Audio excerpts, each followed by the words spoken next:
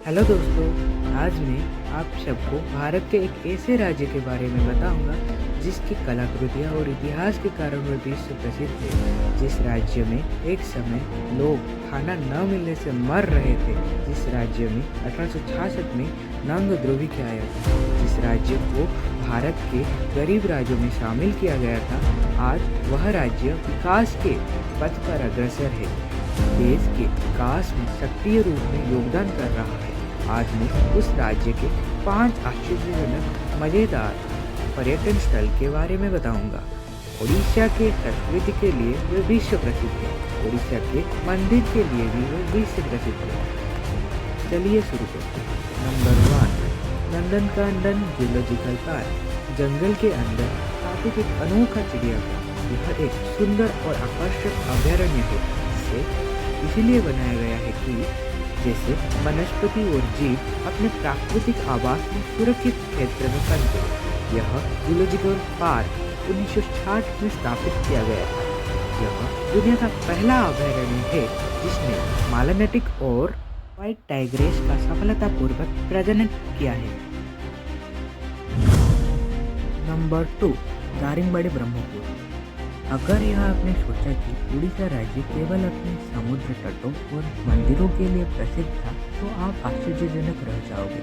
देवदारू के पेड़ों और शानदार घाटियों से भरा एक हिल स्टेशन 3000 फीट की ऊंचाई पर शांति से स्थित है और अन्वेषण की प्रतीक्षा कर रहा है। दारिंगबाड़ी, जिसे अक्सर ओडिशा या कश्मीर कहा जाता है, पेड़ों और घाटियों के बीच विशिष्ट परिवेश में महानगरीय दुनिया की हालचाल से दूर कुछ समय बिताने के लिए एक आदर्श स्थान है। नंबर 3, बारवाटी किला कटक। उड़ीसा के कटक जिले में नक्शीदार प्रवेश द्वार वाला एक किला है। यह शहर से लगभग 8 किलोमीटर दूर है। यह गंग राजवंश के दौरान 14वीं शताब्दी में बनाया गया एक किला है। यह किला महानदी पर स्थित है। यह किला ऐसी गणना वाले स्थान पर स्थित है कि यह आधुनिक कटक शहर का एक सुंदर और शानदार दृश्य प्रदान करता है। यह मारक दुश्मनों से बचने के लिए किलेबंदी के साथ बनाया गया था। वर्तमान दिनों में सांस्कृतिक और विभिन्न खेल आयोजनों के लिए पास में एक बारवटी स्टेडियम बनाया गया है। यहाँ कटक चंडी को समर्पित एक मंदिर भी है। किला शहर में आकर्षण लाता है और गौरवशाली इतिहास को दर्शाता है। नंबर 4, चिलिका झील पुरी। चिलिका झील तो उत्कल लकड़ी का बिलास सरोवर है। यहाँ से प्राचीन समय में उड़ीसा के वणिक देश विदेश में वाणिज्य के लिए जाते थे और लौटते समय सोने, चांदी आदि मूल्यवान चीजें अपने जहाज में भरकर अपने राज्य को लौटते। इसीलिए यह वाक्य यहाँ पर प्रयोग किया गया है। चिलिका का महत्व प्राचीन समय से ही है। चिलिका झील एशिया का सबसे अतिरिक्त खारे पानी का झील है।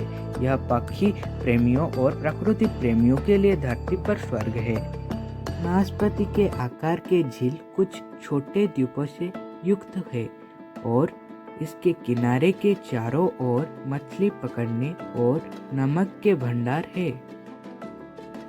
चिलिका झील में दुनिया का सबसे अनुकूल पारिस्थितिक तंत्र भी है, जिसका अर्थ है कि यह विभिन्न वनस्पतियों और जीवों की एक विस्तृत विविधता दिखी जा सकती है। झील सभी विविधता, रंगों और रंगों में असंख्य पक्षी आकर्षण का एक शानदार प्रदर्शन प्रस्तुत करता है, जिससे सफेद पेट वाले समुद्र ईगल से लेकर राजहंस तक और सुनहरे प्लोवर से लेकर सैंड फाइवर तक शामिल है।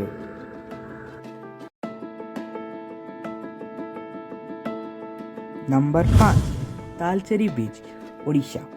उड़ीसा के बालेश्वर जिले में स्थित और दीघा से 10 किलोमीटर की दूरी पर तालचेरी समुद्र तट प्राचीन और शांत है और एक शानदार दृश्य से सुसज्जित है। यह गुप्त समुद्र तट तक है। समुद्र तट जो प्रदूषण की पहुंच से परे है। समुद्र तट जो हमारे इंद्रियों को तरोताजा कर देते हैं और तालचेरी ऐसे ही एक जगह है। इस अछूत समुद्र तट में रेत के टीले, कई ताड़ के पेड़ों, नारियल के पेड़ों, काजू के पेड़ों के बीच शांत लहरें हैं, जो भारत के उत्तर पूर्व तट पर आखिर समुद्र तट के रूप में जाना जाता है। ओडिशा का इतिहास गौरव और वीरता से भरा हुआ है। इस राज्य में ही अशोक चंडाशोक से धर्माशोक बने थे, अपना अस्त्र त्याग करके शांति का मार्ग अपनाया था। इन 5 पर्यटन स्थलों के अलावा ओडिशा में और अनेक पर्यटन स्थल हैं। ओडिशा प्रकृति के सौंदर्यता से भरा हुआ है। ओडिशा के मंदिर इसके कलाकृतियाँ और कारुकार्य के लिए विश्व प्रसिद्ध है। सबको ओडिशा आकर इन पर्यटन स्थलों का आनंद लेना चाहिए।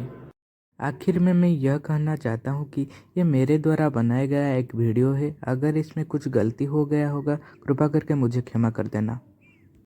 Thank you.